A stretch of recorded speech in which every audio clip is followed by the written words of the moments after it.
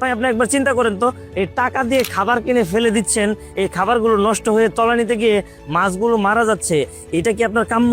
কয়েকদিন পরে দেখবেন মাছের ঘা পচা শুরু হয়েছে, মাছ মরা শুরু হয়েছে। মাছ যে খাবার হজম করতে পারতেছে না, এর সমস্যাটা কি? পুকুরের গ্যাস হয়ে আছে, মাছের পেটে গ্যাস হয়ে আছে। প্রিয় মৎস্য খামারি ভাইরা, আপনি আজকে একটি গুরুত্বপূর্ণ একটি জিনিস আপনাকে একটু দেখাবো।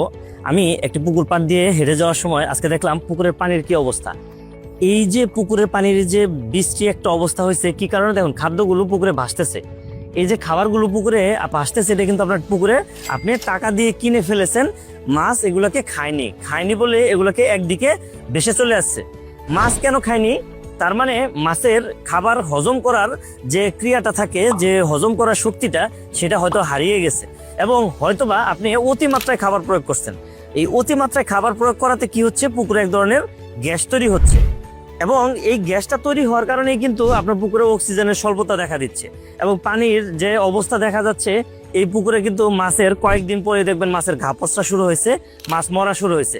তবে এই মুহূর্তে আপনার জন্য আমি একটা জিনিস বলবো, যে আপনার যদি এই ধরনের সমস্যা হয়ে থাকে, পুকুরে খাবার বেশি বেরোচ্ছে, মাছ খাচ্ছে না, পুকুরের এই ধরনের বৃষ্টি অবস্থা হয়ে গেছে, পানি কালো হয়ে গেছে, কাদা গন্ধ হয়ে গেছে, যদি আপনার এই ধরনের সমস্যা থেকে থাকে, তবে আপনি আমাদের এই অ্যাকোয়া ক্লিনটি ব্যবহার করবেন।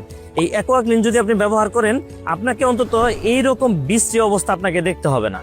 আপনার পুকুরে যে মাছ যে খাবার হজম করতে পারতেছে না, এর সমস্যাটা কি? পুকুরের গ্যাস হয়ে আছে, মাছের পেটে গ্যাস হয়ে আছে, যার কারণে কিন্তু মাছ খেতে পারতেছে না, খাবার দিলেও এগুলো বেঁচে যাচ্ছে। ভাই আপনি একবার চিন্তা করেন তো, এই টাকা দিয়ে খাবার কিনে ফেলে দিচ্ছেন, এই খাবারগুলো নষ্ট হয়ে তলানিতে গিয়ে মাছগুলো মারা যাচ্ছে, এটা কি আপনার কাম্য?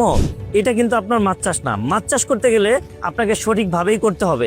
আপনি মনে রাখবেন, এই অ্যাকোয়া ক্লিন যদি আপনি ব্যবহার করেন, এই অ্যাকোয়া ক্লিন প্রতি 1-2 মাস পর যদি আপনার পুকুরে ব্যবহার করা হয়, তবে এই সমস্যা আপনাকে আর কোনোদিন দেখতে হবে না, এটা আমি আপনাকে বলে দিচ্ছি।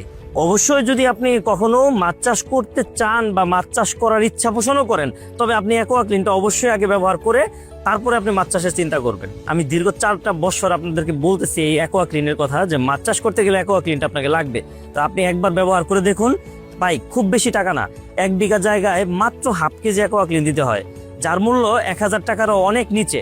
তবে আপনি এর জন্য বেশি লস আপনার হবে না। আপনি একবার আমার কথাটা শুনে এই অ্যাকোয়া ক্লিনটা একবার ব্যবহার করে দেখুন, আপনার অবশ্যই আমি বলবো আপনার ক্ষতি হবে না, বরঞ্চ আপনার লাভবান হবেন। এবং আমার কথা আপনাকে মনে রাখতে হবে যে আমি একটা প্রোডাক্ট আপনাকে দিয়েছিলাম।